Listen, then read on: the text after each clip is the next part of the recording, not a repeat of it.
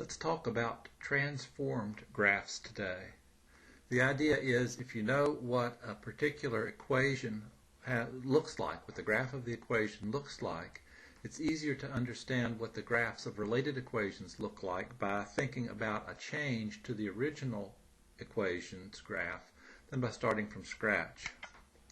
So a first thing to put in place is to consider a particular kind of a change. Start with a graph of the function y equals f of x and replace the right-hand side f of x by f of x plus c.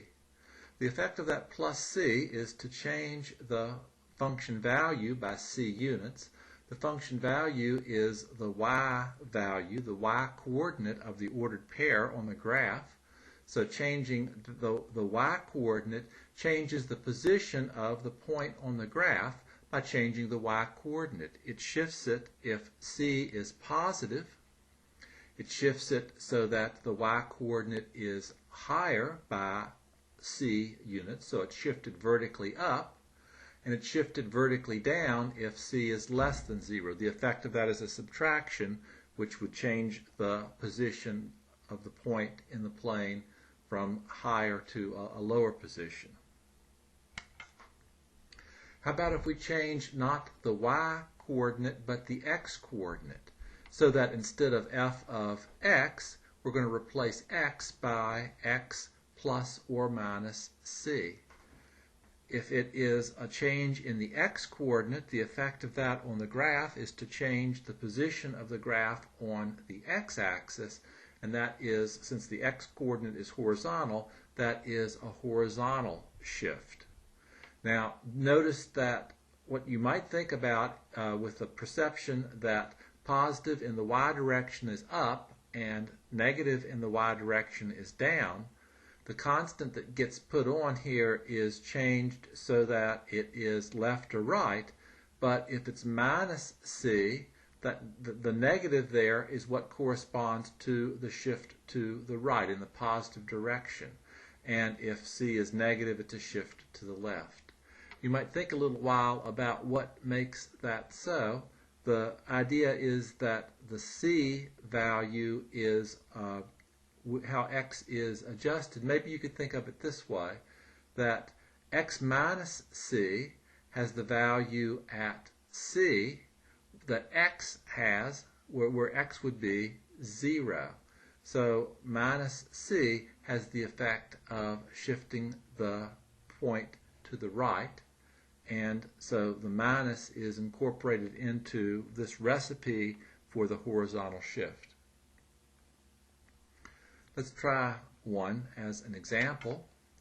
F of x is the quantity x plus 3 squared plus 2.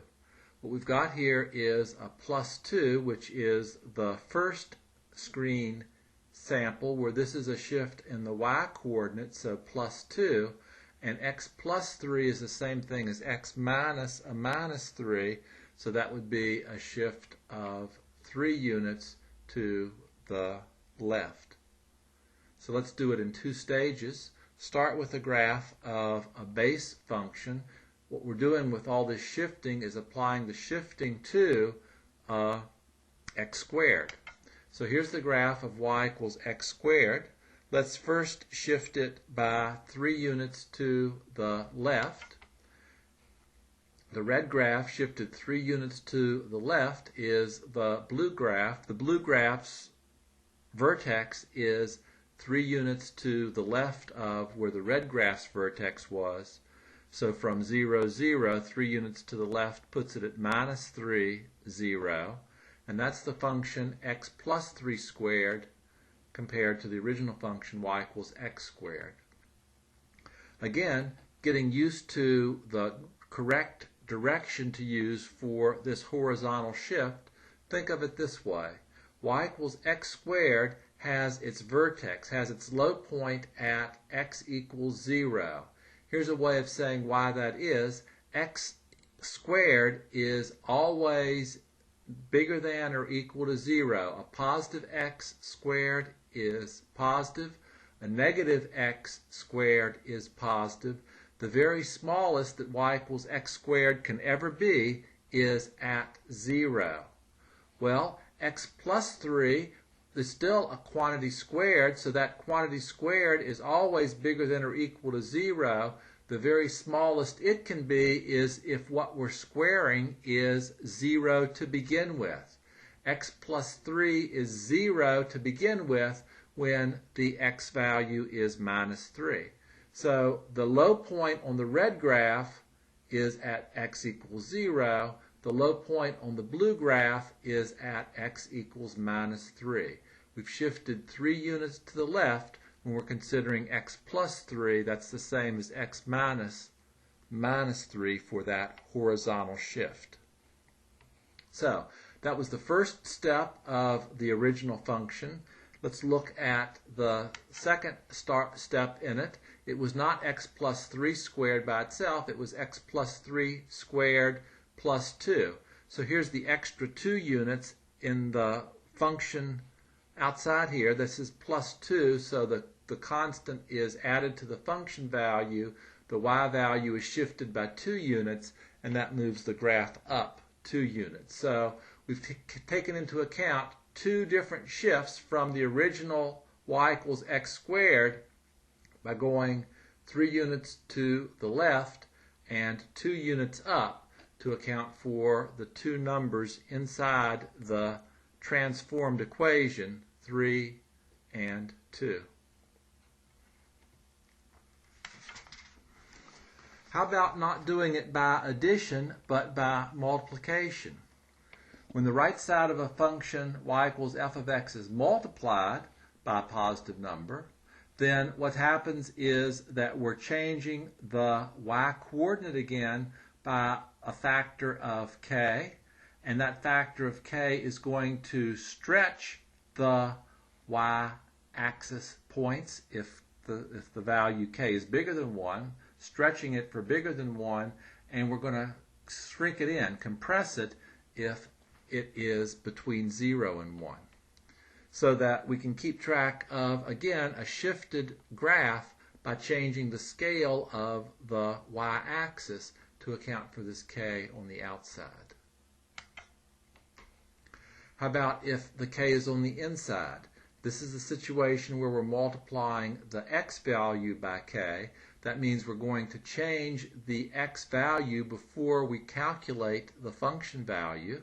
And again, it is maybe backwards from what you might intuitively expect. A bigger k is a value that makes the graph horizontally compressed. So it squeezes in if k is bigger than 1, and if k is between 0 and 1, then it is a graph that is spread out more. So again, it's sort of backwards from the x change compared to what it was for the y change.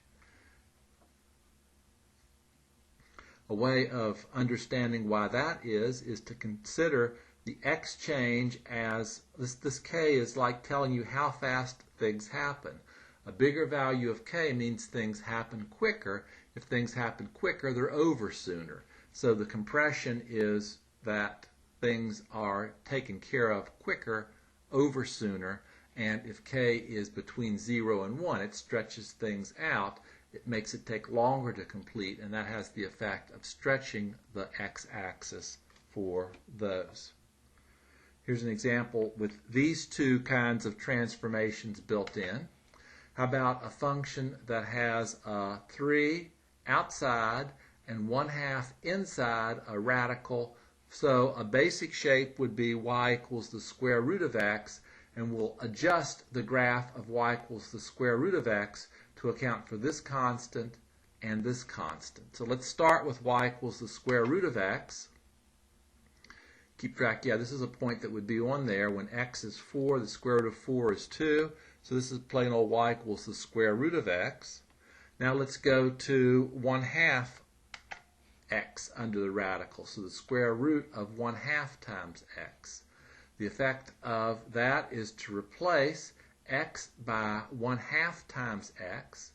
That means that things happen slower. Where the original curve had a value of 2 when x was 4, for the square root of 1/2 x to be 2. That means 1/2 x under the radical would have to be 4. And if 1/2 x is 4, x is 8.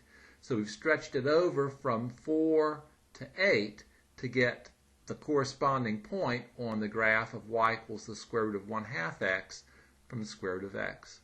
So this is the horizontal stretch corresponding to the constant c between 0 and 1 under the radical as the multiplier of the variable. Now the other part of it, this original equation was 3 times square root 1/2 x. So let's do that. 3 times the square root of 1/2 x has the effect of stretching the y-axis by a factor of 3. So from 2 as the y-coordinate, we're going to go to 3 times 2, 6 as the y-coordinate.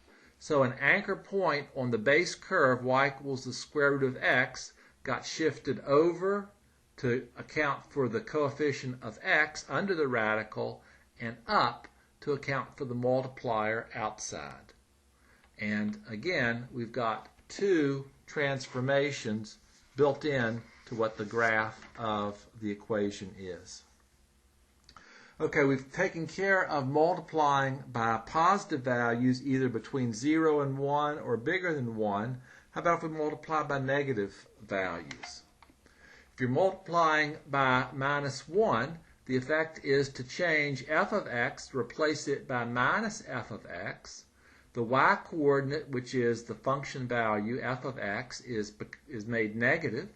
And when you change from a positive y value to a negative y value, you go from a point on one side of the x-axis to a point reflected about the x-axis to the other side. So if y was positive to begin with, if f of x was positive, minus f of x is negative. And instead of going up, you'll go down.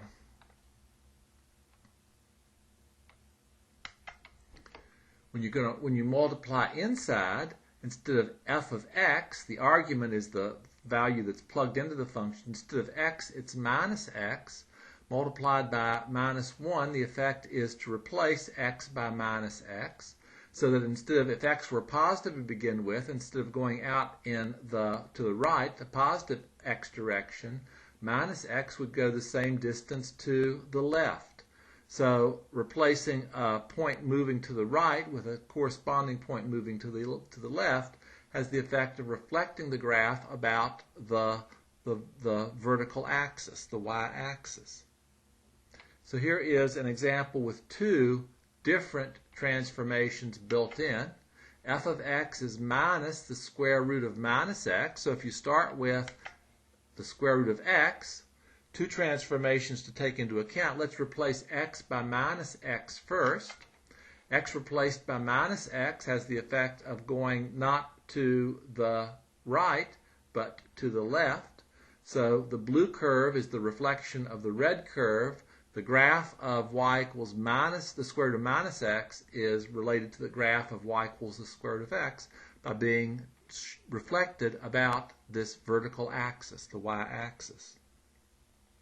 And now the next step, to replace minus the square root of x with minus the square root of minus x, it changes the y-coordinate from positive to negative.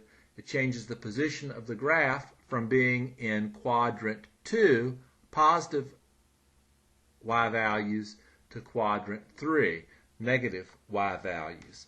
So the original graph, y equals the square root of x, goes through 2 transformations to account for minus the square root of minus x as the graph which was being done. So let's summarize. We've got 2 operations that we could perform. We could do addition or multiplication, and we could do addition multiplication with the y variable in an equation or the x variable in the equation. And each of those operations in each position has a different effect on what the graph of the function looks like. Think of it by geometry to keep track of what the change is. It's easier to keep track as a graph that you know changed rather than to see it as a completely new graph from the beginning.